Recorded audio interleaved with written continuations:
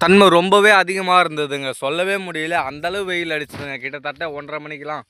1000 தான் வெயில் அடித்தாலும் இந்த வேப்ப மரத்தடியில் உக்காந்துக்கிட்டு இருந்தால் அந்த வெயிலெலாம் வந்து எதுவுமே தெரியாதுங்க. சும்மா குளு குளுன்னு இருக்குங்க இந்த வேப்ப மரத்தடியில் உட்காந்துட்டு இருந்தால்.